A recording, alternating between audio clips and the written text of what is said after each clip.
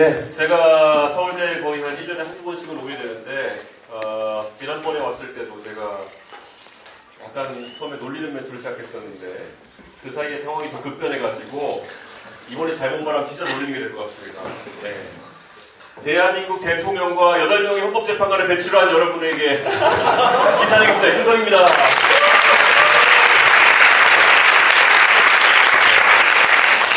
제가 항상 올 때마다 얘기하죠. 예, 분명히 한 4년 전으로 들어가면은 서울대 학생 여러분께서 1년에 한 번씩 가장 부끄러운 동문, 가장 자랑스러운 동문을 뽑아서 이렇게 기사거리에 안겨주고 그랬었는데 요즘 그거 안 하시죠? 왜 안 하세요? 제 생각에는 굉장히 관심을 끌 것 같은데 지금 사실 대한민국 정치가 이렇게 혼란스러웠던 적은 처음 본 것 같습니다. 이게 뭐 자영업자는 어렵다 라는 말이 거의 한 20년째 나오는 것처럼 대한민국 정치는 이상하다 라는 말이 갈수록 심화되어서 이제 가고 있는 것 같습니다. 급기야 계엄이라는 네. 계엄이라는 걸 저도 경험 못 해봤거든요. 79년에 80년에 마지막 계엄이었으니까 제가 85년생이니까 저도 경험하지 못하고 헌법 어디 한 구절 속에 있었던 가상의 개념 같은 거였는데 그거를 여러분의 선배께서 화끈하게 하십니다. 네. 근데 저는 이런 생각이 들어요. 어쩌면은 드디어 대한민국 정치 한 챕터가 끝나가는구나 라는 생각을 합니다. 근데 그 한 챕터라는 거는 어쩌면 저한테는 제가 2011년에 들어왔는데 정치권에 2011년 말에 들어왔는데 제가 그렇게도 끝내고 싶었던 한 챕터가 이제 제가 만드는데 일조했던 대통령이 해가지고 끝나게 되는구나 라는 생각을 하게 됩니다. 대한민국 정치가 이제는 정치가 사실 사회의 많은 문제들을 해결하는 그런 해결자적 역할을 해야 되는데 전혀 그렇게 하지 못하고 오히려 문제를 양산하는 모습 보이면서 저는 정치가 이제 바뀌어야 될 타이밍이 왔다라는 생각을 하게 됩니다. 그래서 오늘 그 고리가 무엇인지를 한번 여러분들과 탐구해 보려고 합니다. 사전 표현이 뭐야 그러면? 하고 있어 전화를 하고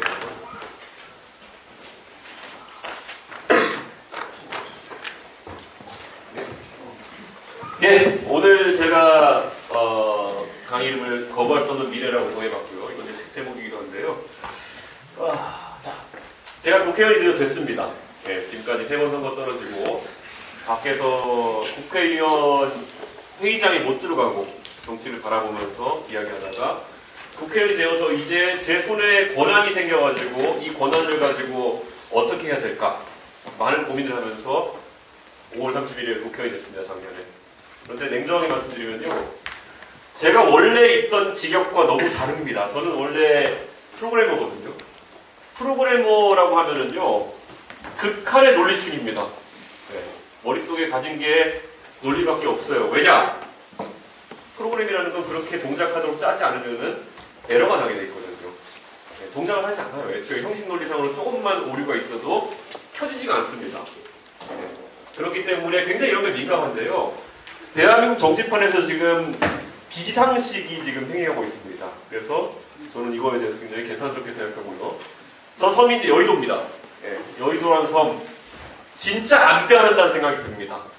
예, 제가 이 정치판에 들어온 지 이제 14년이 되고 15년째가 되어가는데 이 기간 동안에 뭔가를 바꿔보려고 많은 노력을 했던 것 같은데 정말 쳇바퀴를 돌게 되고 급기야는 무지막지한 개혁까지 이제 터지게 되는 그런 상황이 발생되었고요. 그래서 이 문제가 뭘까 우선 여러분과 함께 살펴봤으면 좋겠습니다. 변하지 않는 이유는 간단합니다. 대한민국 정치에서는 변하지 않아도 되는 사람들이 과반도 아니고 그냥 95% 이상입니다. 변하지 않아도 된다. 자, 냉정하게 우리나라에서 쌀농사가 앞으로 경쟁력이 있을 거라 생각하는 사람은 많지 않습니다. 그런데 우리가 때가 되면은 쌀농사 하는 분들한테 보조금을 지급하고 계속 쌀농사를 하시도록 지원하지 그거 하지 마세요 방향으로 정책을 유도하지 않는 이유는 왜 그럴까요? 그분들이 이제 연로하셔가지고 쌀농사를 포기하고 갑자기 샤인머스켓을 지으세요. 땅도 바꿔야 되잖아요. 쌀을 짓는 땅과 샤인머스켓 짓는 땅은 다를 거 아닙니까? 그리고 지금까지 쌀농사 하는 스킬을 배웠는데 그 스킬을 바꾸라고 할 수 없잖아요. 내가 남아있는 생이 이제 5년인지 10년인지 모르는데 내가 왜 그걸 작물을 바꿔가지고 시도해야 되냐 라고 하는 분들이 대부분이기 때문이겠죠. 그래서 결국 대한민국은 그런 식으로 20년 가까이 지금 쌀농사의 보조금을 얹어주는 방식으로 계속 가고 있죠. 왜냐? 변하지 않아도 되니까. 만약에 내가 농사지어 살아야 되는 삶이 30년, 40년 남아있다고 생각하는 청년 농부였다면은 내가 지금 한 5년 정도는 쌀을 더 농사지을 수 있을지 모르겠지만은 30년 동안 내가 쌀농사를 지을 수 있을까? 사실 지금 쌀농사 지어가지고 웬만한 규모의 땅을 가지고 1년에 쌀 팔아가지고 5천만원, 6천만원 벌기 힘들 겁니다. 그게 인생을 다 살고 연금처럼 이제 받아 생활하시는 노년층에게는 적절한 금액일지 모르겠지만은 지금부터 집을 사고 아이를 키우고 해야 될 젊은 청년 농부에게는 그다지 만족스럽지 못한 금액일 겁니다. 그런 도전을 하겠죠. 유튜브 찾아봐가지고 우리 동네 뭐 기르어야지 잘 되지? 요즘 뭐가 그 매출이 높을까? 이런 걸 찾아가지고 능동적으로 탐구하겠죠. 왜냐 그들에게는 생애주기가 많이 남아있기 때문에. 여기도 정치권의 가장 큰 첫 번째 문제는 이미 정치적 생애주기가 다 되어가는 분들이 대다수라는 겁니다. 그분들 비하하자는 것이 아니고요. 대한민국의 정치권에 평균적으로 저는 보수정당을 잘 아니까 보수정당 기준으로 진입하는 연령대가 한 57 정도 됩니다.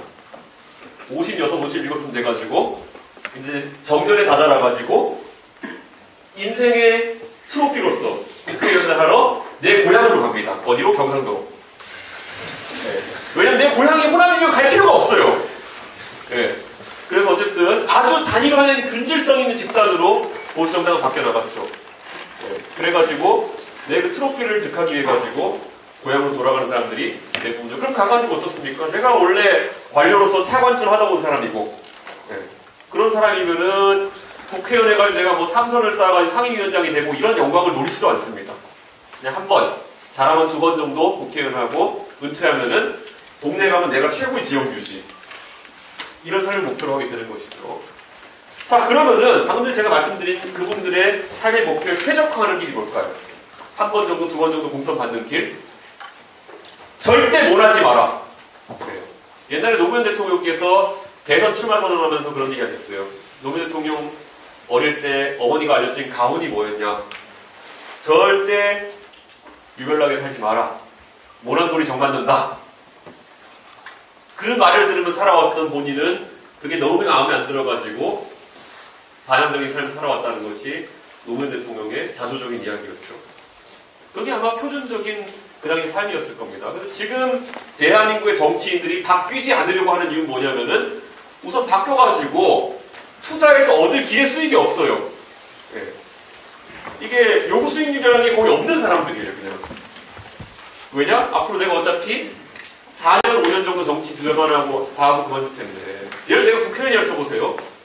그럼 내가 한 번 하면 이미 내 정치적으로 투자할 건 다 한 거고요. 왜냐? 당선됐으면 4년 동안 임기가 보장되잖아요.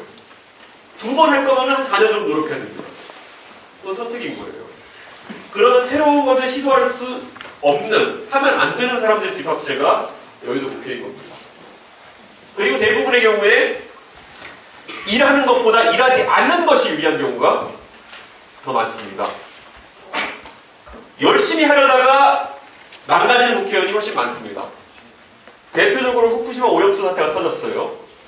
거기서 가가지고 뭐 100분 토론 가가지고 합리적으로 비판하고 지적하고 이렇게 할 사람은 해도 돼요. 그런데 그런 사람은 몇 명 되지 않죠. 가서 몸으로 때우려다가 망하죠. 가서 그래서 노량진에 가서 수돗물을 마신다든지 몸으로 때우려다가 망하는 케이스가 훨씬 많습니다. 그렇기 때문에 합리적인 선택은 노무현 대통령이 어머니가 가르쳐준 것처럼 모난돌이 정 맞는다 아무것도 하지 말아라가 오히려 표준이 되는 것이죠. 그래서 저는 이 문화 속에서 우리가 어떤 변화나 어떤 새로움을 기대할 수 있을까? 저는 가능성이 전무하다. 이런 생각을 하는 거죠. 거기다가 예를 들어 보수정당 같은 경우에는 이미 국회의원을 배출한 통로가 영남 아니면 강남 아니면 비례니까 여기서 노력하는 게 이상한 거죠. 한번 당선되고 가면. 선거에서 보수정당에서 뛰는데요. 영남에서 뛰는 것과 수도권에서 뛰는 것을 그냥 비교해버리자면 이런 거예요. 수도권에서 뛰면은 제가 상계동에서 3번 뛰었던 것처럼 경기 시작했는데 전광판에 점수가 떠 있어요. 10대 0으로 지고 있습니다. 내가 11골을 넣지 않으면 몇 골 넣는지는 알 거 아니고 11골을 넣는 전략을 가지 않으면 이길 방법이 없는 거예요. 그러니까 무조건 공격적으로 갈 수밖에 없는 겁니다.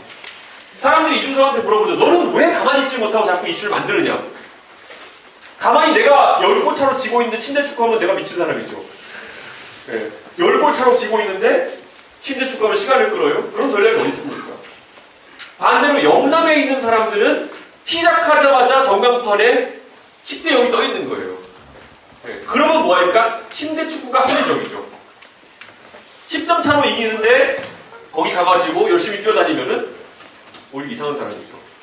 그래서 예전에 영남 지역에 선거 뛰던 분들한테 지금은 뭐 그냥 그런 농담은 없는데 과거에 선거 뛸 때 그런 농담이 있었습니다. 영남에 선거 뛸 때 유세차를 만들지 않는 게 답이다. 왜냐? 유세차를 만들어 놓으면 올라가서 무슨 말을 하게 되고 그럼 그게 어쩌다가 분위기 타고 이상한 말 하다가 영상을 찍혀가지고 전국 단위로 영상이 돌아가지고 공천 취소하면은 그게 유일한 나갈 수 있는 시나리오다. 실제로 제가 2012년에 비상대책위원회라는 걸 했는데 그때 한 3분 정도 그걸 잘랐던 것 같아요. 네, 가만히 있는 게 힘들어가지고 잘린 분들이 있어요. 근데 그러다 보니까 정치가 그 방향으로 진화할 수밖에 없게 된 거죠. 자, 그런데 실제 삶에서는 그게 아니죠. 나의 그냥 국회를 한 번 더 한다 정도가 아니라 나의 자기개발과 사회 발전을 위해 가지고는 어떤 방식을 택해야 되느냐. 이게 시어도 루스벨트가 했던 말인데 보면은 자, 결정을 내릴 때는 옳은 것을 하는 게 최선이요. 그 다음이 잘못된 선택을 하는 것이요. 최악의 선택이 아무 선택도 안 하는 것이다. 최악의 방법이 아무 선택도 안 하는 것이다. 그런데 대한민국 정치는 그냥 합리적인 선택으로 마지막을 고르고 있는 것이죠. 네. 그런데 이 상황에서 우리가 정치가 사회 갈등의 최종 해결자라고요. 이거는 웃기는 얘기죠. 네. 아무 선택도 안 하는 거예요. 네. 지성과 반지성의 대립이 격화되고 있습니다. 지금 대한민국에서 그 정치권이 최고 컨트롤 타워로서 기능하려면은 최소한 평균보다 똑똑해야죠. 그 정도보다 안 되죠, 사실 보면은. 평균보다 똑똑한 것보다는 거의 지성으로서는 상위 10% 안에 들어가는 사람들이 그 판을 구성하고 있어야겠죠. 그래야 어느 정도 결정자로서의 권위가 설 테니까요. 최근에 보여지는 반지성의 모습이라는 거는 우선 개혁을 터뜨린 여러분의 선배부터 시작해가지고 진짜 반지성의 극치입니다. 전 세계의 부정선거를 믿는 정신나간 지도자는 굉장히 많습니다. 그런데 자기가 선거를 이기고 나서 믿는 거는 여러분의 선배가 유일합니다. 이건 놀라운 거예요. 트럼프도 부정선거를 믿었죠. 자기 졌을 때. 그런데 이기고 나니까 이틀 쉽잖아요. 그게 정상입니다. 그래도. 그런데 여러분의 선배만 나는 더 크게 이길 수 있었는데 작게 이겼으니까 부정선거라는 희대 이론을 개발합니다. 어디서부터 문제인지 모르겠지만은. 그래서 저는 부정선거를 믿는 사람들을 보면서 항상 생각했던 게 형식 논리라도 맞았으면 좋겠다. 네, 제가 아까 프로그래머 컴돌이라 가지고 형식 논리가 안 맞으면은 제 머리가 오류 나버린다고 얘기하는데 형식 논리라도 맞았으면 좋겠다. 당신은 선거 이겼는데 왜 부정선거를 주장하냐? 그럼 당신은 부정선거로 당선됐다는 거냐? 이렇게 질문하게 되거든요. 당신은 그러면은 당신이 선관위 사무총장을 임명했는데 왜 당신은 그걸 뒤져보지 않은 것이냐? 답을 못하잖아요. 네. 왜냐 애초에 반지성에 시작되었기 때문에 그렇다고 볼 수밖에 없는 거죠. 그 다음에 일관성의 문제입니다. 우리가 진영 논리에 따라서 왔다 갔다 내로남불 이런 얘기를 하는데요. 정치권의 일관성이라는 게 적어도 뭐 사람이 살다 보면 10년 정도에 한 번씩은 마음이 변할 수도 있어요. 뭐 예전에 뭐 NL을 하다가 나중에 가가지고 갑자기 전향회가 유라이트하고 이런 사람도 있을 수 있어요. 10년에 한 번 정도는. 그런데 대한민국 가장 큰 문제는 2달 정도의 시간을 못 버티고 A랑 A-를 동시에 얘기한다는 겁니다. 가장 대표적으로 최근에 유명한 명태균 사건 같은 거 보십시오. 이 얘기하면 왠지 기자님들 여기 계시니까 이걸로 해드려 해볼 것 같긴 한데요. 제가 그런 불상사가 없길 바라며. 명태균 사건을 보면 처음에 이걸 시작하면서 윤석열 대통령한테 문제 삼을 때 뭐라고 했습니까? 당신이 어떻게 무상으로 여론조사를 받아볼 수 있냐? 그럼 뇌물 아니냐? 정치자금법 위반 아니냐가 첫 번째 공격 포인트였어요. 그러니까 윤석열 대통령이 제기했던 거는 당신 공짜로 받았으니까 문제 아니야 이겁니다. 근데 오늘 또 기사하는 건 뭐냐면 오세훈 시장 관련해가지고 기사하는 거는 당신이 돈을 줬으니까 문제가 아니야 라고 지금 문제가 나오고 있어요. 그럼 여기서 우리가 그냥 궁금한 건 뭐냐면은 여론조사를 시켰냐 안 시켰냐 별개로 누군가 했다 그러면 돈을 줘야 되는 것이냐 말아야 되는 것이냐. 놀랍게도 둘 다 지금 민주당이 주장하고 있는 것인데, 그러니까 저는 이런 것들을 보면서 굉장히 헷갈린 점이 있어요. 물론 이제 돈을 뭐 합법적으로 줘야 된다, 불법적으로 줘야 된다, 또 안에 가면 세부 내용이 있겠지만은 큰 틀에서는 뭐가 그럼 맞는 거예요, 선거에서. 네. 그런데 이런 것들에 대해 가지고 그냥 진영 논리에 따라서 확 가고 있는 거죠. 네. 저한테 민주당이 공격합니다. 너는 명태균 같은 사람을 그런 이상한 사람을 왜 알고 지냈냐? 만약 이재명 대표 앞에 계시면 그럼 귀하께서 알고 계실 수많은 이상한 사람 어떡하라고요? 그렇게 물어보겠지만은 거기까지 생각이 닿지 않고 먼저 입 밖으로 나가는 걸 어떡하겠습니까? 그러니까 저는 이런 걸 보면서 그냥 정치권의 지금 형식 논리 그리고 일관성 이 두 가지가 사라진 속에서는 정치권이 지성에 장이 되기 어려운 상황이다. 이렇게 말씀드리는 거죠. 그래서 저는 이거에 대해서 좀 변화가 있어야 된다. 근데 저는 왜 이런 걸 지나치지 않을까요? 이준석도 그냥 조용히 좀 살아도 되는데. 예. 이준석도 사실 보수 진영에서 선골이 되려면 선골이 될 수 있었고, 예. 선골이라고 하면은 거의 노타치 상태로, 예. 그냥 가만히 앉아서 추대받으면서 올라갈 수 있을 텐데, 왜 당대표가 되고 나서도 이런저런 능동적인 변화를 추구했던 것일까에 대해 가지고 얘기해보자면요. 저는 솔직히 정치 평생 하고 싶지 않았어요. 예. 정치라는 것이 사실 누군가는 저한테 나중에 나이가 들어가지고 원숙기가 되면은 뭐 60대 가지고 뭐 나중에 대통령하고 그러기 위해서 지금 일정 절차라 그러는데 내가 왜요? 내가 왜 나이 60, 70대서까지 여의도에서 이렇게 속된 말로 연봉 1억 4천 고정으로 살면서 그냥 살아야겠냐는 거죠. 돈이 적다 부족하다 이런 문제가 아니라요. 그냥 여기는 선수 쌓는 것 또는 내가 뭐 대표까지 봤는데 위에 올라갔던 대통령 정도 있을 텐데 이런 거에 도전하는 삶 이게 그렇게 저한테 매력적인 삶이 아닐 수도 있어요. 어느 시점 지나면. 근데 그걸 왜 저한테 65세까지의 타임라인을 짜라고 하는 거죠? 그런 가스라이팅이 너무 싫었어요. 저는. 아니 우리가 프로야구 선수를 했을 때 우리가 대한민국 국민들이 가장 분개하는 지점들이 어디냐? 예를 들어 국가대표를 선발하는데 실력이 아닌 다른 잣대로 국가대표 선수를 뽑았다. 그럼 난리 나죠. 네. 카르텔이 있어가지고 특정 학교 출신들끼리 쟤를 못 올라오게 하죠. 이랬다 그러면은 굉장히 싫어하죠 우리가. 그래서 막 국민들이 공부를 하죠. 마찬가지로 정치에 있어서도 우리가 그런 것들이 계속 연공서열이라든지 아니면은 희한한 이론 더 배워야 돼요. 근데 뭘 배워야 될지 가르쳐주진 않아요. 막 종편평론하는 사람들이 나와가지고 저한테 막 얘기해요. 이준석이 정치를 더 배워야 됩니다. 당대표 한 사람한테. 네. 그러니까 뭘 배워야 될지가 명확하지 않은 상황에서 가스라이팅만 지속되는 거죠. 그럼 그다음부터 이제 흔히 말하는 뭐 인생 사는 법을 더 배워야 돼 뭐 이런 거. 제가 그분들보다 딱히 못 살고 있다고 생각하지 않는데 그런 것들이 강요되는 거죠. 딱 뭐 하나 때문에 나이 하나 때문에.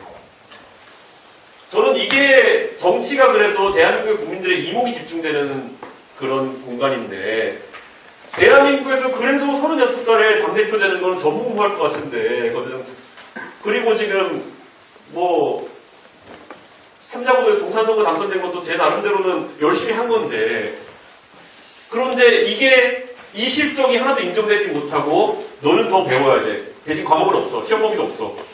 더 배워야 돼. 제가 면역 수행해야 된다는 건지 말 그대로 두고 종교를 창시할 것처럼 득도하기까지 기다려야 된다는 건지 근데 이런 것들이 저는 저에게 가해지는 가스라이팅이지만은 한편으로는 우리 세대 또는 우리 RS의 전반을 억누르고 있는 그런 돌덩이일 것이다 라는 생각을 하는 거죠. 냉정하게요. 저 학원대학교 다닐 때 그때 저랑 같이 뒤에 이제 학교에서 용돈 벌려고 컴퓨터 고치는 알바했던 친구들이 있었어요. 네.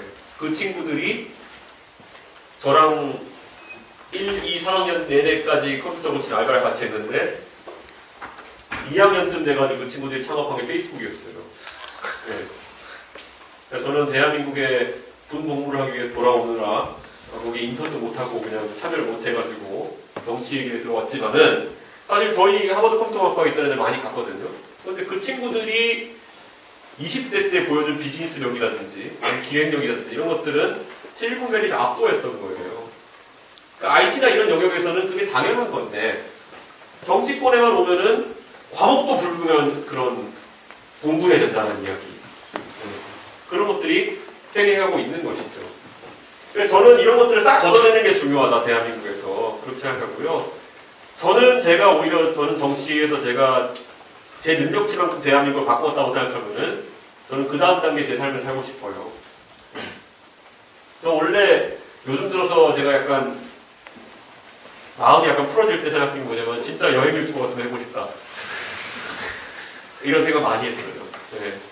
그게 그냥 다른 이유가 하나도 없고 그냥 더 넓은 세상을 보고 싶다는 생각을 많이 했죠. 저 어쩌다 보니까 한국 들어와가지고 제가 한번 졸업하고 나서 한국 들어와가지고 아까 말했던 병역을 어떻게든 빨리 마치기 위해 가지고 병특 3년 동안 하고 병특 마칠 때까지 해외여행도 잘 못 가고 그 다음에 어쩌다 박근혜라는 사람한테 꼬심을 당해가지고 정치하니까 예. 그 흔한 그 여유 시간 하나 가져보지 못하고 지금 나이 40이 됐습니다. 그러다 보니까 저에게는 계속 그것에 대한 아쉬움이 있는 거예요. 여행 유튜브 하면서 지금까지 매번 제가 다음 단계 올라가기 위해서는 지금은 조금 가족한테 소홀할 수 있어라고 제가 스스로 핑계를 대면서 소홀했던 가족들한테 잘하고 싶고 그래서 여행 유튜브 하면서 아버지 어머니 모시고 여행하는 유튜버한테 모시기도 하고 이런 생각도 많이 했었어요. 근데 그건 제 개인적인 생각이고 다만 한 가지는 뭐냐면은 제가 거기 제 첫 꿈인 정치에 있어서 어느 정도 도달하는 데 있어서 저의 가장 큰 위기의식은 여기서 자칫 잘못하면 20년 기다리는지도 모른다는 거예요. 저 가스라이팅 대로 살려고 하면. 왜냐? 제 앞에 여러분 잘 모를 수 있죠. 남원정이라는 분들이 계셨어요. 남경필, 원희룡, 정병국이라는 분들이 계셨어요. 이 세 분이 40대 때 정치로 굉장히 뜨신 분들이에요. 그리고 정말 훌륭한 분들이에요. 개혁적이고 정말 하나같이 매력적이고 이런 분들인데 이분들이 40대 때 이미 남원정이라는 브랜드로 치고 올라갔는데 그 뒤로부터 그분들이 지금 60대가 된 20년 동안 그분들은 가스라이팅을 계속 당했습니다. 너는 기다려. 니네는 어리잖아. 니네는 언젠가 때가 올 텐데 왜 그래? 내 말 안 들으면 죽여버릴 거야. 그렇게 하다 보니 그분들이 60대가 됐어요. 그때 그분들은 약속했던 분들은 어떻게 됐을까요? 다 이미 돌아가셨죠. 그러니까 정치라는 게 저는 그렇게 허업이라는 생각이 들긴 하면서도 그런 가스라이팅에 속아가지고는 스스로 망하는 길이다 이런 생각을 하게 된 거죠. 저는 그래서 이런 생각을 하게 됐어요. 우리가 주식 투자를 할 때 보면은 일확천금을 노리고 이렇게 아주 몇 배율, 고배율 ETF 이런 거 들어간 분도 있겠지만은 대부분 잘근잘근 주식 투자를 하죠. 그런데 사실 워렌 버핏이라는 사람이 자기 투자 초기 시작했을 때는 25% 가까운 연간 수익률을 냈던 사람이거든요. 경제가 팽창할 때는 그런 게 가능하겠죠. 그런데요, 우리 보통 주식이 한번 투자했을 때 오를까 내일까를 맞추는 것을 이제 위닝 레이쇼라고 하거든요. 승률이라고 보통 얘기하죠. 그 승률이 51% 차이면 어떨까요? 만약에 내가 51%의 확률로 이기는 주식을 맞출 수 있다. 그러면 1년만 투자하면 워렌 버핏입니다. 왜 그렇겠습니까? 당연히 승수 효과가 있기 때문에 쫙쫙쫙쫙 이렇게 올라가겠죠. 그런데 저는 이렇게 생각했어요. 아까 제가 말했듯이 아무 선택도 안 하는 사람은 정말 앞으로 가지도 않고 뒤로 가지도 않는 사람이고 다만 감가상각돼가지고 사라질 뿐이다. 그러면 저에게 놓여진 옵션 중에 하나는 뭐냐면은 우선 첫째, 다른 사람보다 한 1, 2% 정도만 더 해안을 가지면 된다. 그 위닝 레이쇼가 승률이 51, 52% 정도만 되기를 바라본다. 그리고 더 많은 도전을 해라. 반복 시행을 하다 보면은 그 승수 효과 때문에 워렌 버핏보다 더 좋은 투자 수익률을 가질 것이다. 라는 생각을 하게 됐던 거죠. 아까 여기 와보니까 저기에 거시경제학 책, 정우창 교수님 책이 있던데요. 저도 1학년 때, 대학교 때 경제학 개론 수업 들었던 기억이 나는데 우린 맹수한테 배웠죠. 근데 그런데 그 맹철 경제학에 보면은 원래 보통 책 한 번 딱 공부하고 나면 한두 가지 기억나잖아요. 보험에 대한 게 너무 기억났어요. 저는. 여러분 보험이 어떻게 돈을 벌죠? 서울대에서 보험이 뭐로 돈 번다고 그렇게 나요? 보험은 여러분의 위험 회피성을 가지고 돈을 버는 거죠. 세상의 사람들이 보험을 사는 이유는 실제로 벼락을 맞을 확률보다 벼락을 맞을 가능성을 높게 평가하기 때문에 거기에 대해서 보험을 드는 거겠죠. 자동차 사고가 날 확률보다 실제 확률보다 더 위험을 크게 인식하니까 그 위험을 회피하기 위해서 여러분이 비용을 지불하고 보험을 사는 거죠. 그러니까 위험 회피죠. 리스크 어버스한 사람들이 사는 것이 바로 인슈어런스라는 게 그 보험의 기본 사업 모델이죠. 그러면은 저는 대중은 원래 경제학 강의가 들어오는데 저게 리스크 어버스한 위험 회피적인 사람의 유틸리티 함수입니다. 경제학 교수였네. 그런데 아주 초급 경제학인데 자 어쨌든 그 리스크 어버스한 사람들, 그 위험 회피적인 사람들이 대부분인 겁니다. 그렇기 때문에 대한민국에서 이런 여러 가지 선택을 앞으로 여러분이 살아가면서 하게 되는데 저는 그래서 27살 때 결심했어요. 나에게 삶의 기로에서 선택의 순간이 오는 순간 나는 무조건 리스크 테이킹하는 리스크 러빙하는 선택을 하겠다라는 거죠. 왜냐? 보험으로 위험을 회피하려는 게 있다면 반대로 리스크를 선택함으로써 가지는 프리미엄이 있거든요. 그게 이제 리스크 프리미엄이라는 건데 이 리스크 프리미엄이라는 거는 자연스럽게 내 인생에서 51%의 승률을 만들어주는 것이죠. 내가 살면서 해야 될 선택이 100가지 1000가지라고 생각한다면 그때마다 리스크 테이킹하는 거 완전 말도 안 되는 리스크 말고요. 조금만 더 리스크 테이킹하는 걸 했다고 했을 때는 결국 반복 시행했을 때 내가 워렌 버핏이 될 수 있다라는 판단을 했던 거. 인생의 워렌 버핏, 돈 말고 그런 생각을 했던 거죠. 그래서 이걸 계속 하면서 살아왔는데 그래서 제가 처음에 정치에 들어오자마자 박근혜 대통령이 저한테 그때 이제 공관위에서 비례대표 하실 거냐 했을 때 안 한다. 비례대표 하면 그거 한 번 하고 그냥 끝나는 거 아니냐. 의외로 멍청한 선택이라고 나중에 자책했던 데도 있지만은 2016년 탄핵을 17년 탄핵을 겪으니까 이런 좋은 선택이었었어요. 그때 만약에 제가 박근혜 비대위원장의 제안을 받아가지고 비례대표 국회의원 했으면은 저는 분명히 윤모 검사라는 그런 잡변 들어가지고 나중에 돌아와 이 자식아 막 이러면서 해가지고 있는 거 없는 거 다 토설하고 젊은 나이에 정치생명이 끝났겠죠. 윤모 검사에게 수사받았던 모분이 쓴 자선에 보면은 윤모 검사가 하도 본인을 답답해가지고 의자에 앉은 자리에서 오줌을 쌌다 이런 얘기도 있어요. 그러니까 어쨌든 윤모 검사와 한모 검사가 저를 수사했겠죠.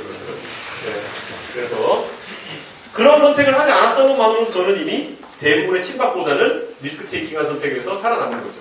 박근혜 키즈가 어떻게 그 탄핵을 살아남았겠습니까? 리스크 테이킹이 있기 때문에. 그런 거죠. 그 다음에 결국 탄핵이 터졌어요.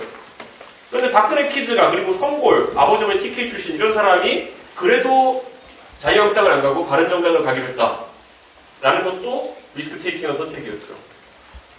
왜 그랬을까요? 그거 완전히 망하는 길이어서 생각했던 사람들이 많았거든요. 근데 그 길을 갔기 때문에 적어도 저에게는 그 다음에 자유한국당이 겪어야 됐던 무수히 많은 사람 망가지는 그 과정을 겪지 않아도 될 그런 기회가 생긴 것이죠. 큰 덩어리에 있으면 안전할 거라 생각하는 그런 생각. 이 리스크 어벌스한 사람의 기초적인 생각인데 리스크 테이킹한 저는 그렇지 않았죠. 저 자유한국당에는 불벼락이 떨어질 것이다. 높은 확률로. 그러니까 도망가야지. 꼭 그런 생각이 있어도 아닌가 하여튼 저는 좀 더 리스크 테이킹하는 것을 하겠다고 했고 결국엔 성공적이었죠. 그게. 저는 근데 앞으로 대한민국이 놓여있는 그 외에도 지금도 보면 윤석열 대통령의 관계 속에서 마찬가지입니다. 아무리 당대표를 윤석열 대통령이 믿게 생각해가지고 막 성상납으로 공격하고 별거로 공격했다 손 치더라도 저한테는 두 가지 옵션이 있었죠. 각각 잘못했습니다. 한 번만 이렇게 하는 게 있었고 야 미친놈아 이렇게 할 수 있었는데 저는 계속 윤석열 대통령 욕하면서 살았죠. 거의 원색적으로 욕하면서 살았죠. 저는 욕해도 괜찮잖아요. 받은 건 없고 준 것만 있는데 저한테 해코지했으니까. 그러니까 그게 나중에 그 리스크 테이킹 했던 것이 이제는 공탈에서 나가가지고 제가 선거 구호가 뭐였냐면요. 누가 당선돼야지만이 윤석열 대통령이 제일 기분이 더럽겠습니까? 했어요. 제가 리스크 테이킹 하지 않았다면 내세울 수 없는 고잖아요. 제가 리스크 테이킹 하지 않았다 그러면 저는 상계동에서 윤석열한테 얻어맞은 상태로 네 번째 낙선에 도전하는 사람 되겠죠. 저는 이게 항상 여러분이 봤을 때 그 리스크라는 거는 그 앞에서 잘 보셔야 돼요. 그 흔히들 똑똑한 사람일수록 위험 회피적으로 많이 갑니다. 그래가지고 보시면 여러분의 대선배 같은 경우에도 그 똑똑한 머리를 가지고 어쨌든 나는 사실을 붙어야 돼 해가지고 9번 반복 시행을 하잖아요. 가장 안정적이라고 생각하고 있는 반복 시행을 하잖아요. 보통 그렇게 되면 보통 서울대 법대 나가고 그 당시에 한 3번 정도 떨어지면은 그래 우리 서울대 법대 출신들이 많이 가 있는 도시 떨어진 사람들도 있고 많이 가 있는 조선일보를 가는 거야. 그럼 거기서 본인이 좋아하는 그런 활동들도 할 수 있고 한 선택이 있었는데 반복 시행을 하기로 하잖아요. 그렇게 해서 그게 가장 안정적이니까 돈 많은 집 아들 입장에서는. 그래서 저는 이런 것들을 여러분한테도 한번 얘기해 볼 거고요. 자, 그래서 태생적으로 정치하는 사람 변하지 않고 리스크를 테이킹하지 않으려고 하는 것인데 이게 대한민국 정치에 있어서는 앞으로 잠재적인 그런 구조적인 마이너스가 될 거라 생각하는 겁니다. 대표적으로 보십시오. 자, 한미동맹이라는 거를 보면 보수에서는 이걸 신주단지처럼 생각해요. 한미동맹에 대해서 거의 이거 예스가 노가로 물어봐요. 한미동맹을 지지하냐 아니냐 이렇게 얘기해요. 근데 요즘 민주당에서도 지지한다 당연히 얘기하죠. 그러니까 특장성이 사라지는데 그러다 보니까 한미동맹에 대해서 어떤 새로운 관점을 들고 나오기보다는 냉동적 한미관계 같은 거를 이제 들고 나오기 시작해요. 그러다 보니까 보세요. 요즘 보면 탄핵 집회 같은 데 가보면 갑자기 막 스탑 더 스틸 이런 거 혼자 난리 났잖아요. 미국은 아무 신경 안 쓰는데. 그러니까 그런 식으로 이제 발달해 나가는 거죠. 그러니까 한미동맹에 대해 가지고 우리 버전을 강화시키기 위해 가지고 뭐 극단적인 버전을 가져가는 건데 냉정하게 동맹이라는 거는 상호적인 관계예요. 리시프로컬한 관계라고 보통 얘기하죠. 그 상호적인 관계인데 이 관계 속에서 미국은 변했어요 이미. 미국은 자국 우선주의라는 틀을 가져가기 시작하는 거죠. 근데 그래서 한미 FTA까지 재검토하겠다는 얘기를 해요. 근데 그 과정에서 그 상대방이 되는 우리는 변하는 걸 거부하고 있어요. 특히 한미동맹을 신전처럼 여기는 보수 진영일수록. 예. 저는 이게 얼마나 게으르고 얼마나 대한민국에게 구조적인 마이너스를 가져다 줄 것이냐. 적인님이 우리한테 냉정하게 대하겠다고 하는데 우리는 거의 스토킹하고 있어요. 그냥. 네. 이런 상황이 지속되면은 당연히 불평등한 외교 관계가 생길 수밖에 없는 것이죠. 그래서 저는 보수 진영에서 여기에 대해 가지고 대전환을 해야 될 것이다 라는 그런 인식을 가지고 있는 거죠. 근데 이런 말을 꺼내면 어떻게 했냐? 너 중국이지. 네. 그러니까 너 중국 편이지 이런 거. 네. 그러니까 요즘 들어서 보수 진영에서 가장 많이 쓰는 상호 비방의 용어가 뭐냐면 너 친중이지. 너 중국 사람이지. 네. 이런 거. 그러니까 머리를 쓰기가 싫은 거예요. 왜냐면 머리 쓰면 아까 말했던 논리관계를 구축해가는 게 너무 힘드니까 그냥 너 중국이지로 그냥 엮어버리는 거죠. 근데 이런 식으로 해가지고 대한민국 정치가 문제를 해결할 수 있겠느냐는 거죠. 자, 굉장히 논쟁적인 주제인데 제가 이런 것들을 건드렸던 이유는 뭐냐면요. 대한민국의 아주 복잡한 현상들을 단어 하나로 풀어내려고 사람들이 하다가 굉장히 문제를 꼬아버린 것들이 많아요. 지금 저는 예를 들어 이런 거예요. 이건 지금 동덕여대 사진인데 제가 얼마 전에 갔었는데 동덕여대 졸업식 할 때 사진인데 학교의 방침이 실제로 뭐 논의되었던 것도 아닌 것 같은데 학교의 방침에 불만이 있어가지고 자기 학교에다 락카치를 해가지고 자기 졸업식에 사진 찍은 곳이 없어지는 이런 모순적인 상황이거든요. 그래서 졸업식 사진을 찍는데 각이 안 나와가지고 지금 해내는 분들이 많았어요, 저는. 제가 이 얘기를 왜 하냐면요. 대한민국의 문제들을 복잡한 문제들이 하나로 치워내가지고 이것 때문이라고 하는 사람들이 늘어나기 시작합니다, 이제. 아까 말했듯이 조금만 자기 마음에 안 들면 친중이라고 뭐라고 해요. 예. 그 다음에 지금 대한민국 사회에서 여성이 겪는 어려움이 있다고 한다면은 그건 네가 여성이라서 그래 라는 말로 치환해버리고 우리가 너의 곁에 있어줄게 라는 말로 이제 다가선 사람들이 있었는데 그 사람이 지금 이제 많은 문제를 저렇게 덮어버렸죠. 저는 그런데 이런 것들이 정치 구호화되면서 이제는 극복하기 어려운 단계까지 이제 갈라지게 된 것이죠. 저는 이런 것들에 대해서 손을 대야 된다 생각했죠. 그렇다고 제가 가가지고 페미니즘 때려잡자 이렇게 얘기는 안 하거든요. 저는 문답식으로 많이 물어보죠. 예를 들어 주장을 하면 저는 토론장에 가서 많이 물어보죠. 제가 예전에 저는요 솔직히 저 페미니즘 같은 거 공부해본 적도 없고요. 예. 지금도 공부 안 해요. 그걸 공부할 이유가 전 없죠. 저는 그냥 컴퓨터 공학자로서의 기초적인 논리를 가지고 항상 물어봐요. 제가 나간 토론 보면은 이준석은 왜 저렇게 토론을 하냐 이렇게 하는 분들이 있는데 저는 논리 이상의 새로운 지식을 요구하는 얘기를 잘 안 합니다. 대충도 이런 거죠. 보통 가면 흔히 나오는 주장도 이런 게 있습니다. 여성이 같은 일을 하고도 적은 임금을 받고 있습니다. 이렇게 얘기해요. 그렇게 얘기하면 정말 같은 일인가요? 라고서 첫 번째 물어보죠. 만약에 정말 같은 일인데 여성이 적은 임금을 받고 있는 일이 있다면은 그건 실제로 시정되어야 될 차별이죠. 네. 그래가지고 그 사례를 하나만 들어주시겠습니까? 라고 들어가 보면은 그 다음에 대화가 끊기죠. 그 다음에 너 혐오 이렇게 나옵니다. 보통 대한민국 사회의 많은 논쟁의 문답은 3번 정도를 넘기지 못합니다. 제가 그렇게 물어보죠. 어떤 직장이 그런 일이 있나요? 혹시 여러분 생각나는 직장이 있나요?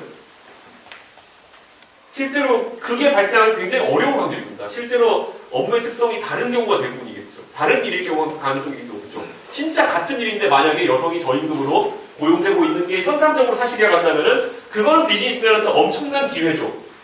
여성을 전부 고용하면 이익이 난다는 거니까요.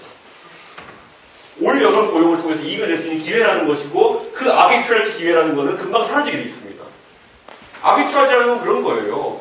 같은 일을 하는데 여성이 적은 임금을 받고 있는 게 사실이라고 하면은 그 아비트라지를 먹기 위해 가지고 모든 사업까지 달려들게 돼 있는 거죠. 근데 그게 발생하지 않는 경우는 실제 아비트라지가 없기 때문이겠죠. 그러니까 저는 이런 걸 보면서 그냥 간단한 논리적 문답을 얘기하는 것이지 그래 그럼 한번 통계를 들여다볼까 이렇게 그렇게 논쟁에 가봐야 어차피 감정 싸움만 나기 때문에 그 정도에 짚고 넘어가는 거거든요. 그래서 저는 이런 것들을 한번 풀어나가보고 싶은 생각이 있어서 이런 문제들을 건드리는 거죠.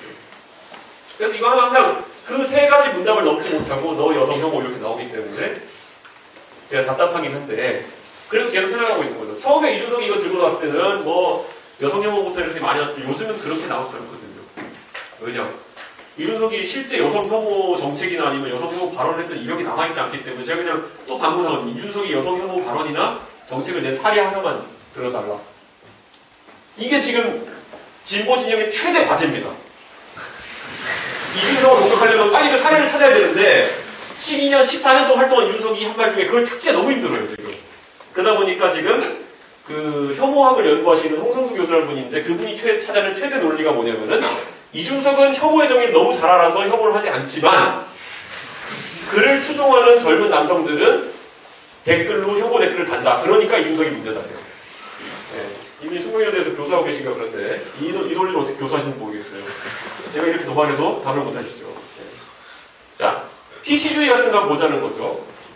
지금 PC주의라고 하는 것이 사실 전 세계적으로 어느 정도 이제 다시 대두되고 있죠. 그런데 이것을 억누르려는 힘이 또 종작하고 있고 저는 PC주의에 대해서는 굉장히 뉴트럴합니다. 뉴트럴한 게 뭐냐면 이게 옳고 그름은 제가 판단하지 않으려고 해요. 네. 제가 PC주의를 뭐 크게 비판할 수 없습니다. 하지만 이게 선민주의로 가는 거는 저는 굉장히 지적합니다. 예를 들어 이런 거 있잖아요. 장애인이라는 표현이 장애가 있는 사람을 이야기하는 뉴트럴한 용어라고 생각하는 사람이 있는 한편 장애인이 비하적 용어라고 생각하는 사람들은 자유인데 5만 가지 PC주의적인 관점 만들어냅니다. 예전에 유행했던 게 그죠? 장애인이라고 하지 말고 장애우라고 합시다. 그래서 장애우라는 표현을 쓰기 시작해요. 그때 장애인이 어떻게 말하는 거죠? 내가 이 친구냐 막 이렇게 나오죠. 그래서 장애우라는 표현은 사라졌죠. 장애인들이 원하지 않아가지고. 그리고 장애인이라는 표현의 반대 용어로 이제 비장애인이라는 용어를 쓰자는 운동이 있었죠. 약간 그런 거잖아요. 보편과 특수의 관계로서 장애인인 것이지 장애인을 오히려 비하적 관점을 보는 사람들은 그 사람들이라는 거예요. 그 용어를 쓰려는 사람들이. 그러니까 비장애인은 잘 생각해보면은 A 다시 같은 거예요. 약간 보면. A를 표현하기 위해서 A 다시 같은 표현을 만들어낸 거예요. 그래서 저는 이런 것들이 얼마나 신선도로 하는 사람들의 세계에서 진행되는 게, 그런데 그거는 자기들만의 은어같이 쓰면 괜찮아요. 자기들끼리 학술적인 용어로 뭐 그런 A 다시 쓰고 다니는 거는 괜찮은데, A 다시 쓰지 않는 사람은 미개인이다. 이렇게 가면 이제 골 때리는 거거든요. 너 어떻게 대학 다닌 애가 A 다시라고 안 할 수 있니? 이런 거거든요. 근데 그게 사회에 행위할 때 그거에 대한 반대급부로 이제 제발 A를 A라고 부르면 안 돼? 이런 움직임이 나오는 건데, 이게 이제 말하는 반피시주의나 아니면은 그런 피시주의라는 저항감의 근원이라는 것이죠. 저는 그런데 이런 것들이 서서 이제 돌아오고 있을 때가 됐다라는 생각하는 거죠. 제가 혐오 표현이나 아니면 이런 것들을 거의 기계적으로 여기 입 밖에 나오지 항상 필터링 되는 이유가 뭐냐면요. PC주의의 극한의 학교가 하버드였어요. 네. 여러분 상상도 못할 겁니다. 신사숙녀 여러분 영어로 뭐죠? Ladies and Gentlemen. 근데 하버드에서는 옛날에 Ladies and Gentlemen이 하면 안 되고 Ladies and Gentlemen and our BGLT Friends라고 해야 됐던 적이 있었어요. 그리고 어느 순간 그게 더 심해지니까 BGLT Friends and Others. 제가 있을 때 보스턴에서 그 동성결혼이 처음으로 합법화됐어요. 미국의 매사추세츠에서. 그런데 저는 동성결혼이라는 것이 합법화되면 그 청교도주에서 대단한 일이 생길 거라 생각했어요. 근데 놀랍게도 아무 일이 생기지 않더라고요. 그리고 거기서 보면은 그렇게 된 이유가 뭐냐면은 BGLT 운동을 하시는 분들이 굉장히 그냥 커뮤니티 노가들기 위해 가지고 자연스럽게 활동을 많이 해왔어요. 그래서 저도 기억나는 게 미국에서 퀴어 퍼레이드를 한다. 그러면 그건 뭐냐면은 우리 학교 기숙사 앞에 그 무지개색 옷 입은 분이 와가지고 레모네이드 같은 한 잔 주면서 우리 얘기 좀 잠깐 우리 팜플렛 좀 보고 가면 안 돼? 이런 거 하는 거예요. 그랬으니까 그냥 뭐 BGLT 사람들 나랑 다르지 않다는 생각으로 사람들이 그렇게 거부감 없이 그 법이 통과됐던 거죠. 근데 약간 한국어로는 이게 그 볼륨이 커집니다. 그러니까 우리가 한국에서 퀴어 퍼레이드를 만약에 구글이나 네이버에서 이제 검색해보게 되면은 한국에서 벌어지는 퀴어 퍼레이드 버전은 좀 약간 원색적인 게 가끔 있습니다. 그래가지고 막 그분들은 자유를 강조하고 싶겠죠. 그러니까 내가 동성애자로서 내가 가질 수 있는 자유를 표방해야 되는데 거기서 그것과는 약간 결이 달라 보이는 내가 엉덩이를 드러낼 수 있는 자유 이런 걸 약간 드러내시면서 내 권리다. 근데 그거는 이성에서도 가진 권리예요. 그러니까 그거는 퀴어 퍼레이드의 주제라기보다는 그냥 내 사람으로서 가진 권리인데 사람들이 안 좋게 볼 뿐이지. 근데 그거를 약간 혼재해서 약간 그래서 대한민국에 그게 약간 첫 단추가 애매하게 끼워져서 약간 그런 게 있는데 원래 퀴어 퍼레이드 같은 건 굉장히 평화적이고 그냥 같이 보고 지나가고 친구랑 같이 얘기하고 그런 경우도 있었어요. 그리고 학원에서 교수님들도 보면 가끔가다 제가 오히려 거기서 문화 충격을 많이 받았던 게 나이 지긋한 한국학 교수님인데 가끔가다 자기 남자친구 얘기하시고 남자 교수님인데 그래도 굉장히 번지하시고 존경하는 교수님이고 그래서 그렇게 녹아드는 게 BGLT 운동이라고 생각했었는데 한국에 오면 뭔가 약간 비주얼적으로나 이런 쪽으로 요란해진 경향성이 좀 있다. 저는 그런 것도 저는 지적해보고 싶었어요. 그냥 제 경험이랑 좀 다른 부분이니까. 근데 이런 걸 얘기하는 게 이제 사실 지금까지 대한민국에선 금기시 되어 있었죠. BGLT 정도면은 뭐 말하면 안 되는 거 정치인. 그리고 가장 대표적인 게 노인무임사 같은 것도 한번 보십시오. 노인무임사 때 사실 이거 지적했다가 엄청나게 말이 많았는데요. 근데 저는 여기서 또다시 컴퓨터과학도로서의 기계적인 논리 오류를 본 거예요. 예를 들어 대한민국의 복지라고 하는 것은 지방에 사는 사람이든 수도권에 사는 사람이든 보편적으로 주어지는 것이 맞다고 보는데 이런 형태의 복지는 교통복지 같은 경우에는 지금 대한민국의 노인무임승차 제도는 수도권 전철 또는 지방 지하철 주변에 사는 노인들에게만 혜택이 집중되어 있습니다. 네. 광역시나 특별시에 사는 6대 도시에 사는 사람들에게만 이런 혜택이 집중되어 있죠. 그런데 예를 들어 제가 순천에 사는데 순천에 사는 사람들한테는 버스 무료 혜택이 주어지지 않으니까 그런 혜택을 못 받는 거죠. 오히려 중소도시에 계신 분들이 이런 것들을 교통복지에 더 필요할 수 있는데 중소도시에 계신 분들이 혜택 못 받는다? 그러니까 이걸 전국 단위로 바꾸고 바우처 사업으로 바꾸고 대신 금액을 좀 줄여야겠다 라는 이야기를 냈는데 여기서 다른 나라들에서 일제히 노인 혐오를 멈춰라. 노인 갈라치기를 멈춰라 이러는 거죠. 이제 이쯤 되니까 대한민국에 이제 무언가 하려고 할 때 거기에 반동으로 들고 나오는 언어의 표준어가 혐오 갈라치기라는 거죠.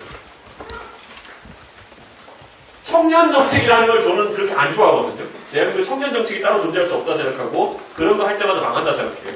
예를 들어 일자리 정책이라는 거는 경제가 잘 되면은 청년 일자리도 늘고 노인 일자리도 느는 거지. 청년 일자리가 만들겠습니다. 그러면 어떻게 된다? 문재인 정부 시절처럼 공무원 많이 만들기 이렇게 되는 거예요.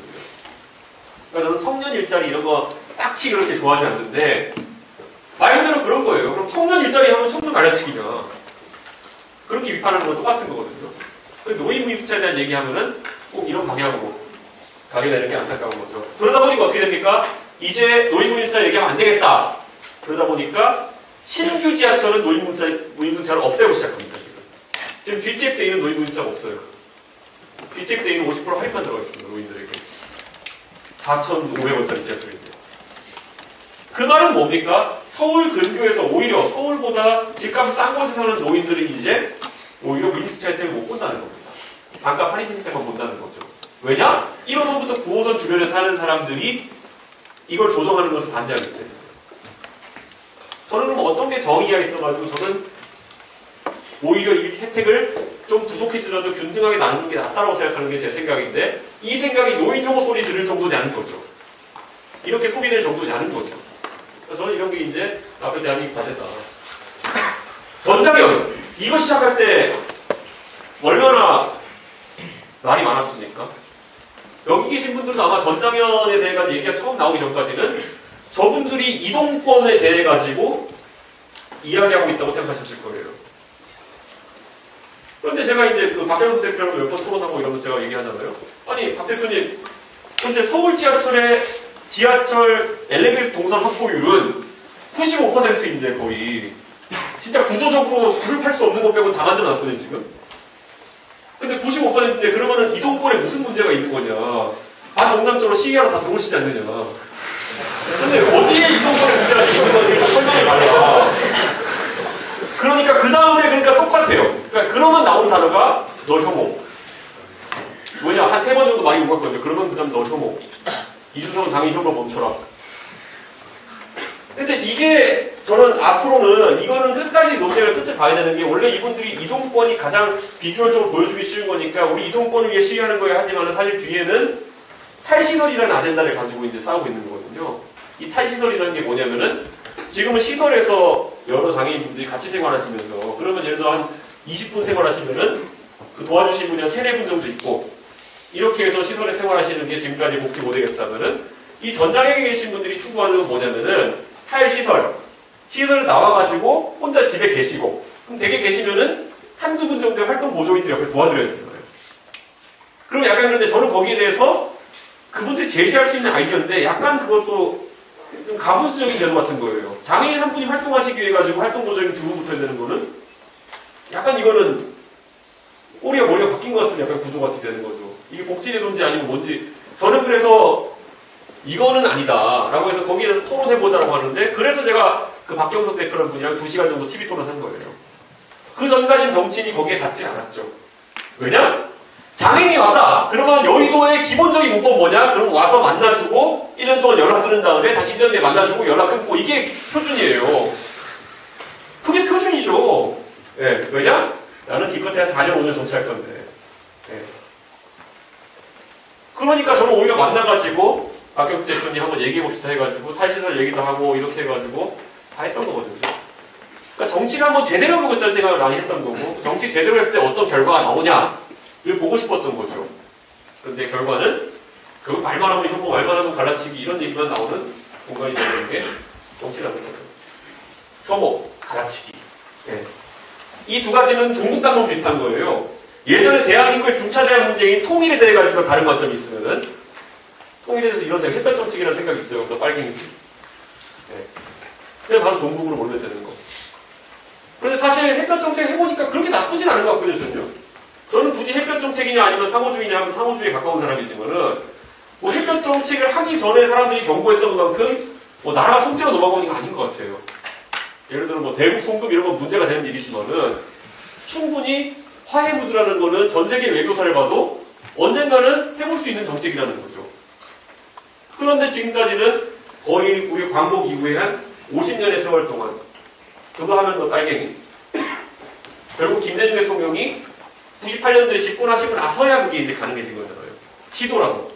그러니까 저는 이런 걸 보면서 앞으로 대한민국에서 이런 기회 자체를 차단하는 것이 얼마나 위험한 거냐. 정치가 안 그래도 기생산적인데 그거를 해볼 공간 자체를 차단하는 그런 문화가 있는 것이 안타깝다는 말씀드립니다. 저는 그리고 대한민국의 능력주의라는 걸 우리가 한번 다시 봐야 될 것 같은데요. 샌델 교수가 저희 모교의 교수고 아주 명강의로 하는 사람 유명하지만은 사실은 디스를 좀 하자면 필수 과목이라서 그래요. 여러분이 거기 한번 정의란 무엇인가 막 이렇게 몇백 명이 막 극장에서 듣고 이런 거 있잖아요. 필수 과목이에요. 네. 그래가지고 집객이 자동으로 되는 과목입니다. 가면 그리고 맨날 그냥 열려있는 질문들 던지면서 그냥 수업하잖아요. 네. 그런데 샌델이라는 분이 이제 공정하다는 착각, 그러니까 능력주의라는 걸 이제 비판하면서 이제 갔는데요. 능력주의 비판하면 그럼 대안이 있어야 되잖아요. 네. 그럼 능력이 아니라 무엇으로 사람을 평가할 것이냐.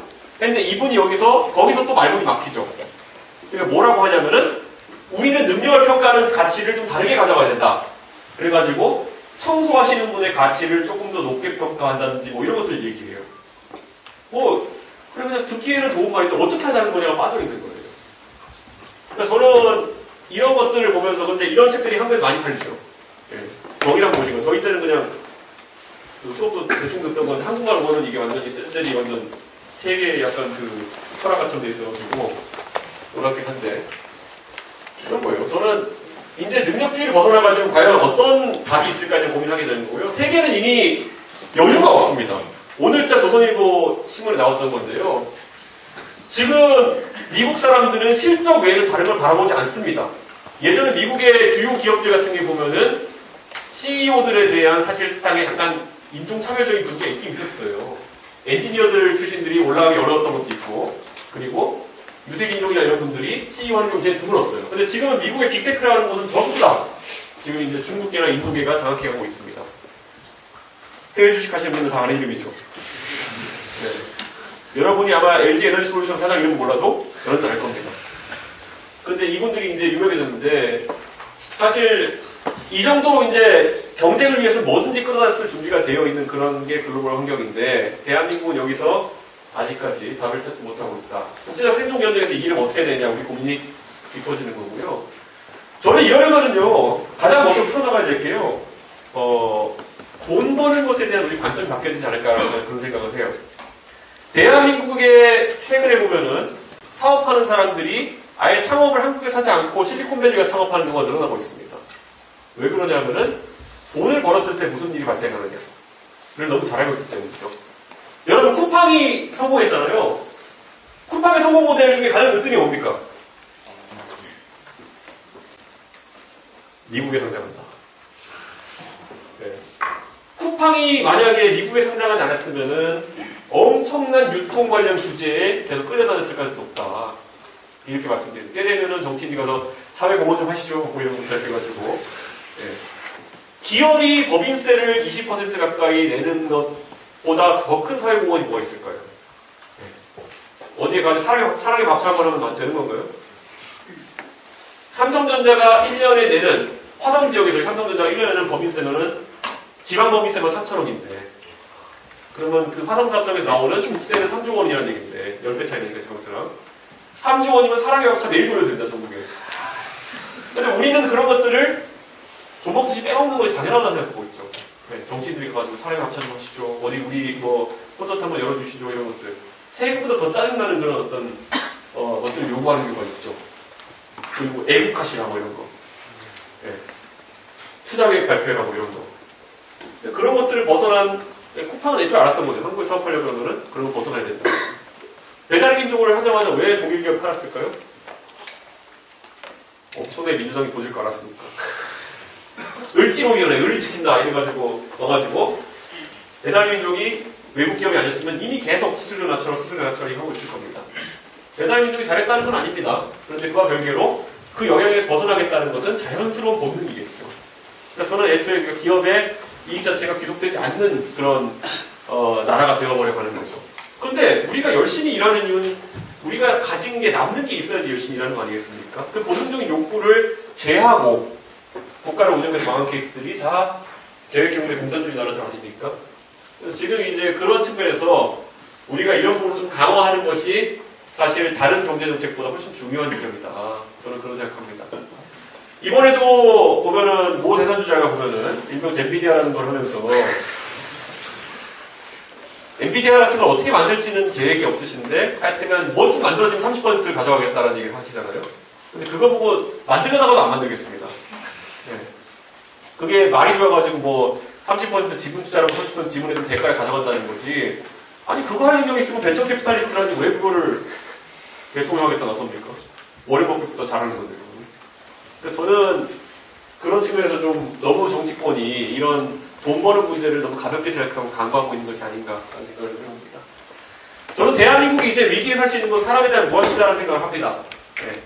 네. AI나 소프트웨어 같은, AI나 아니면 로봇이라는 것이 소프트웨어 하드웨어에서 이제 생산성을 높여가기 시작하면서 저는 제가 항상 고민하는 게 지금 민주당이 최저임금 가지고 싸우고 있잖아요. 최저임금 제도의 약점이 뭡니까, 여러분? 경제학 개론은 최저임금이 왜 위험하다고 생각하십니까? 그것은 최저임금보다 낮은 생산성을 가지는 사람은 고용될 가능성이 없기 때문이죠. 그러니까 최저임금보다 낮은 생산성을 가지는 사람이 나타난다 그러면은 그 사람은 취업시장에서 제외되는 게 최저임금의 역설이죠. 아직까지 뭐 그런 사람이 많지는 않을 거예요, 대한민국에서. 네. 그런데 AI와 로봇이 활성화되게 되는 순간부터 저는 결국에는 AI와 로봇의 생산성보다 아래에 있는 사람은 일자리를 가질 가능성이 없어지는 상황이 발생하게 되는 것이죠. 저는 이거를 막는 방법은 뭐겠습니까? 무조건 개인의 생산성을 높이기 위한 방향으로 가는 수밖에 없어요. 개인의 생산성 높인다는 건 뭡니까? 무조건 교육을 더 강화해야 되는 상황이 가는 거죠. 이렇게 한다고 해가지고 언제까지 개인들이 로봇과 AI에 맞서가지고 생산성을 유지할 수 있을지는 모르겠어요. 하지만 적어도 그 시점을 늦추기 위해 가지고 계속 노력해야 되는 것이 앞으로 정부와 그리고 교육기관의 숙명이라는 것이죠. 우리가 엄청난 효율 향상을 계속 뛰어난 교육을 통해서 만들어내면은 어쩌면 그 임계점이 도달하지 않을 수도 있어요. 그래서 대부분의 고용을 유지할 수 있을지도 모르겠어요.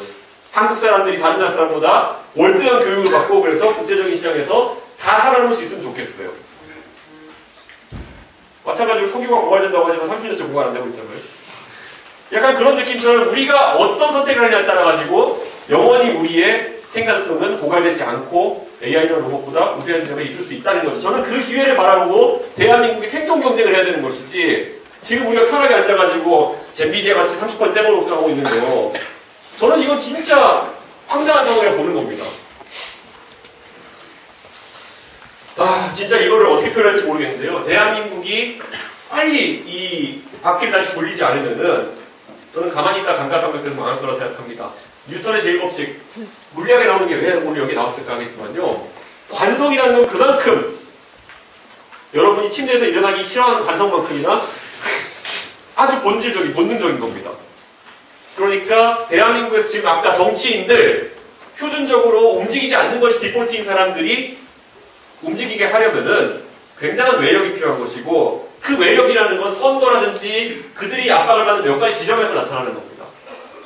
그들이 이번에 니네가 앞으로 굴러가지 않으면은 니네를 완전히 제거해버리겠다는 수준의 압박이 들어가지 않으면은 대한민국의 정치인들은 바퀴를 굴리지 않을 것입니다. 왜냐? 가만히 있는 게 유리하다는 관성, 그 노무현 대통령의 어머니가 말했다는 그 관성 자체가 대한민국의 몇십 년 동안의 성공 방정식이었으니까요. 그러니까 저는 이걸 바꾸기 위한 노력을 해야 된다라고 얘기하는 겁니다. 민주당도 이제 낡아 빠진 생각들 바꿨으면 좋겠고요. 여러분, 2016년인가요? 그때 미국에 버니 샌더스라는 사람이 이제 정치하러 나섰습니다. 대통령 선거 나왔죠. 그때 1대 99라는 분위기가 횡행했던 때였습니다. 월가를 점령하라. 1이 99를 착취하고 있기 때문에 1을 털어가지고 99가 잘 되는 방향이 있다고 했던 1대 99의 얘기였죠. 그런데 요즘은 1대 99라는 것이 미국 민주당에서도 사실상 얘기 잘 안 하는 이론입니다. 그런데 한국의 민주당은 아직까지 이걸 붙들고 있죠. 그래서 뭡니까? 세금 많이 걷어가지고 25만원씩 나눠주겠다 이런 거. 아니면은 금투세 같은 거. 처음에 진성준 의원님이 들고 나왔을 때 금투세, 진성준 의원님이 계속 이해를 못했어요. 아니 주식으로 5천만 원 이상 버는 사람은 돈을 얻겠다는데 왜 맨날 돈 날려먹는 개미 투자에 난리냐. 이해가 안 가는 거죠. 왜냐? 5천만 원 이상 버는 사람이면은 엄청 잘 버는 사람인데 주식으로만. 왜 맨날 100만 원씩 까먹고 있는 사람들이 반대하느냐. 그 사람 돈 뜯어가지고 여기 주겠다는 건데. 이제 그 정도 간단하지 않다는 걸 아는 거죠. 경제적인 그 시장이라는 것이. 그 5천만 원 버는 큰 돈들이 떠나게 되면은 내가 들고 있는 삼성전자 고작 5주가 떨어질 수 있다는 생각을 하기 시작한 거죠. 그렇기 때문에 가진 자를 터는 것이 나한테 꼭 유리하지 않다라는 것을 본능적으로 알게 된 것이죠. 그럼 이 상황에서 경제전략도 좀 바뀌어야 되는 것인데 아직까지도 이것을 답습하고 있으니까 저는 경제정책이 앞으로 나가지 못하는 게 아닌가라는 생각을 하는 거죠. 마찬가지로 저는 여의도에서 좀 어설프게 논리적으로 성립이 안 되는 것들 들고 나지 않았으면 좋겠다라는 생각인데 여러분 지금 반도체에 관해 가지고 삼성전자가 메모리 반도체에서 뒤처지기 시작했다는 것은 놀라운 일입니다. 삼성전자는 30년 가까이 메모리 반도체에서 기술적인 면에서 뒤처진 적이 없어요. 최근에 HBM이나 이런 분야에서 SK 하이닉스에 뒤처지기 시작하고 그런 것들이 대두되면서 삼성의 위기가 일어나고 있어요. 그러면은 여기서 냉정하게 우리가 정상적으로 시장에 대해 이해하고 있다면요. 이거에 대한 정치인들이 해결하겠다고 할 때 문제를 먼저 인식했는데 문제가 뭐라고 보십니까? 삼성의 문제가. 저는 첫째이자 99%가 경영진의 잘못된 경영적 판단이라고 생각해요. 그게 정상적인 판단이라고 생각합니다. 왜냐? HBM이라는 기술에 대해 가지고 적절한 시기에 투자할 것을 하지 못했고 시장을 오픈해가지고 하이닉스한테 리딩 그런 포지션을 뺏긴 거니까요. 그런데 그렇게 지적을 하고 그건 네가 알아서 해결해 삼성 이렇게 가야 되는 부분인데 정치권에서 일제히 나오는 얘기가 뭐냐면은 삼성은 잘할 수 있는데 52시간 규제 때문에 연구원들이 잠을 더 자가지고 삼성이 뒤처졌다. 이 논리거든요. 근데 저는 이거를 듣는 순간 본능적으로 저는 머리에서 필터링이 돼요. 그러니까 본능적으로 이렇게 되거든요. 근데 여의도에 가면은 저 빼고 299명이 저 얘기하고 있어요. 예. 흡사 52시간 규제를 없애면 삼성이 다시 기술적으로 발전할 것처럼. 전혀 인과관계가 없는 사안인데. 왜냐? 같은 52시간 규제를 받는 SK 하이닉스는 왜 전 분야에서 리딩 컴퍼니가 되고 있을까요? 그러니까 우리가 이런 것들 보면 그냥 형식 논리상으로도 그냥 다 풀어볼 수 있는 거거든요.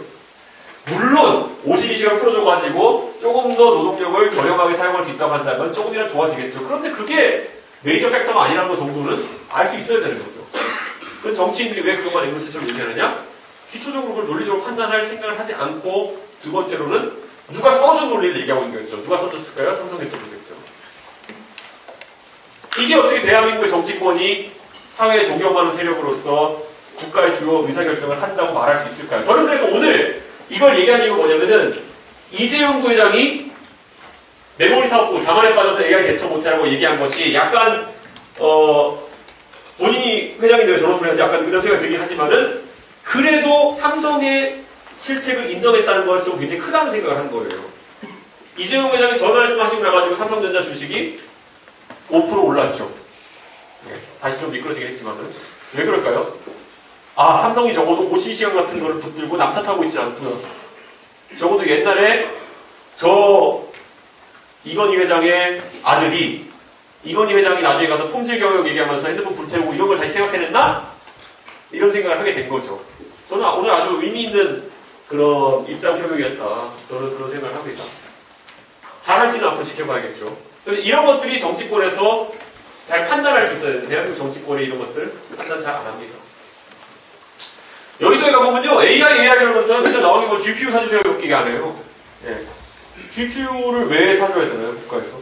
예. 국가가 GPU를 공동구매하면 싸게 살 수 있나요? 그러니까 이런 것들이 혼돈되는 거예요. 예. 그러니까 AI 산업을 진흥한다라고 하는 건 분명히 AI의 모델을 만들고 소프트웨어를 만들어가지고 그것이 예를 들어 중국의 딥시크나 이런 모델보다 훨씬 더 뛰어나고 추론에 있어가지고 뛰어나고 이런 거를 개발할 훌륭한 엔지니어들이 나와야 되는 것이 우리 숙명인데 GPU를 사달라는 거는 이런 거죠. 그러니까 게임 개발을 잘하는 것과 프로게이머를 기르는 건 다르거든요. GPU를 사달라고 하는 것은 약간 그것과 걔가 다른 거예요. 만약에 모델이 아주 훌륭한 게 있다. 모델이 진짜 딥시크를 능가하고 오픈 AI를 능가할 만한 모델이 나왔다. 그러면은 그때 가지고 2배 가격 때려받고 GPU 사도 돼요. 근데 그 모델이 나올 기미가 보이지 않는 상황 속에서 GPU 사면 됩니다라고 하는 거는 약간 주객이 전도된 거죠. 네. 우리 가끔 이제 막 음악 하시는 분들 보면 실력이 크기 전에 뭐 장비빨부터 세우고 하는 분들 있잖아요. 뭐 그런 거. 네.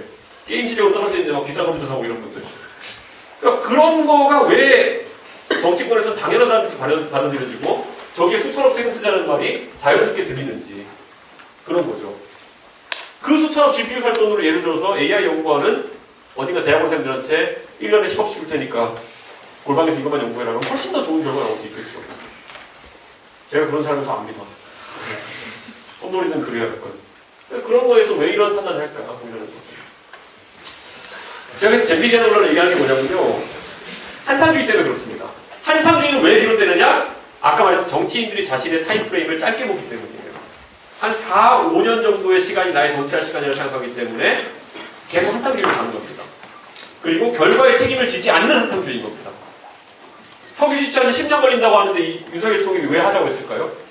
하면서 좋은 소리 듣고 나중에 안 나와도 그때는 의미 없을 거거든요. 윤석열 대통령.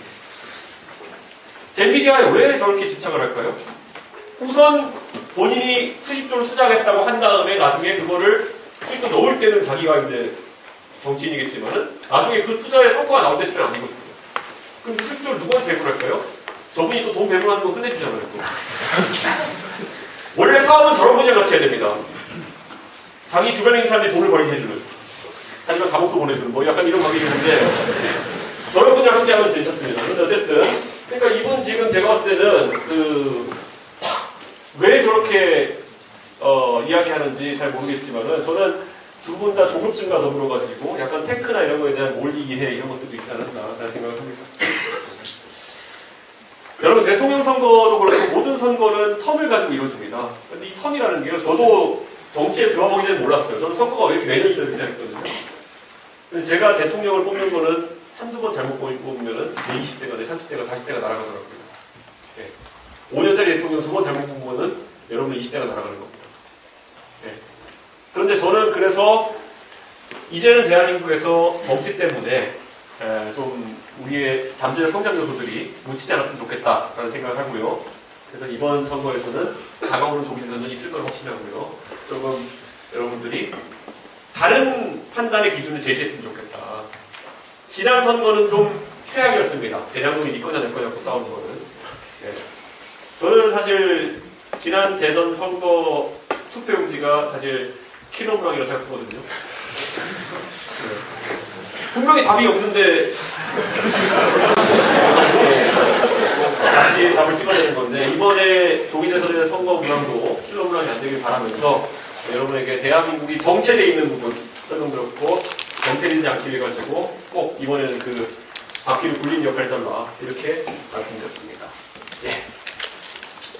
피터 drucker가 한 말을 소개하자면요. 미래를 예측하는 것 중에 가장 좋은 방법은 미래를 만드는 것이다. 예. 여러분이 그 미래를 만드는 방법은 여러분이 대한민국을 이끄는 엘리트로서 앞으로 이런 분위기를 형성해 주는 것이다. 라는 생각하고 비이성적인, 반이성적인 사람들을 만나면 싸워주십시오.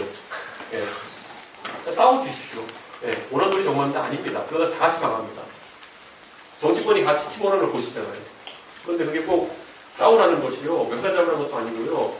한 논리적인 반문을 해주십시오. 저는 그게 되게 중요하다고 봅니다. 그건 여러분들에게 국립서울대학교 학생으로서 어느 정도의 책임감과 자존심을 저는 부탁드리는 겁니다.